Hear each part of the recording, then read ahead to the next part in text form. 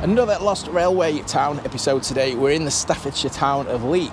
Tattles itself as the Queen of the Moorlands. It's Staffordshire Moorlands.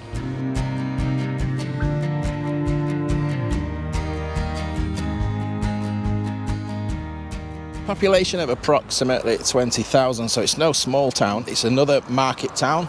They all seem to be market towns, don't they? It's got a cattle market, this one. Industry, we've got textiles and silk, and it's quite a big centre for arts and crafts too. It's a lovely town. I've just been having a nice walk around for an hour or so. And it's just to the southwest of the Peak District, right on the border, the sort of Staffordshire half of the Peak District. Lovely area. So many kind of local landmarks from the Peak District around here. The Roaches, you know, they're all within spitting distance of Leek. A couple of famous people to mention here. James Brindley, he wasn't born here, but he lived in Leek. And he's one of his historic mills is just on the edge of the town here. Eric Bristow, anyone remember Eric Bristow? Of course you do, the darts player. He also lived here, again not born, but lived here.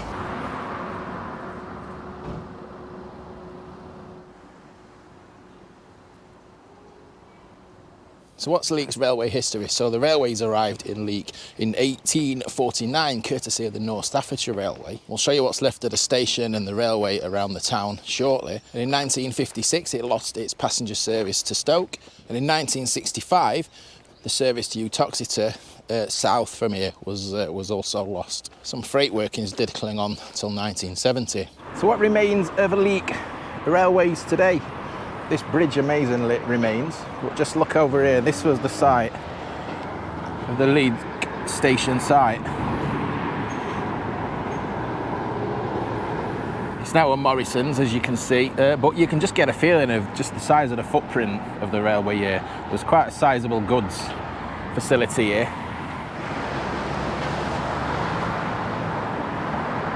And we've still got these stairs that, if you just take a look at the old maps, now if I'm reading these right, I think these stairs go all the way down onto the platform.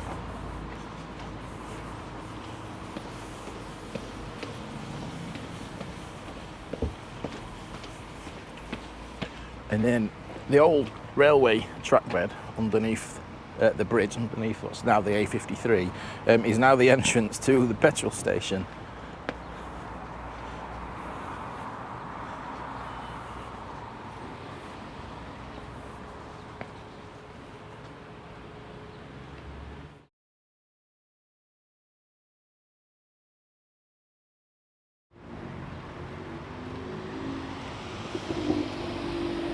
Quite a lot of retaining wall left as well, look, isn't there?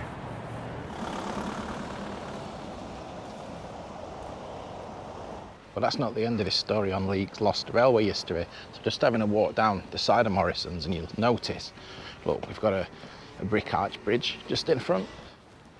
And this is a line going south, so you'd be going off in the direction of either Stoke or Uttoxeter on this line. And we'll follow the route of this old track bed down here, and that's where we'll meet the end of the Churnet Valley Railway, a heritage railway.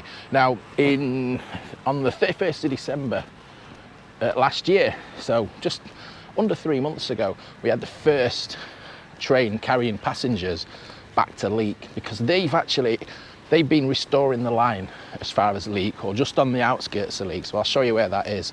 And like I say, the first train ran on the last day of last year, and that carried 400 guests to the new stop in Leek. So they're never going to be able to utilise that site of that old station. As we've just seen, it's now a Morrisons supermarket. So we're just walking on a public footpath just alongside of the old railway line here. That new station that they've built at the Leek end of the Churnet Valley Railway is just literally here. I can't see it. To be honest, I thought I could walk down this path when I looked at it on the map and you'd be able to view the station, but it is out of sight, and I might be wrong, I don't think you can get access to it as a member of public.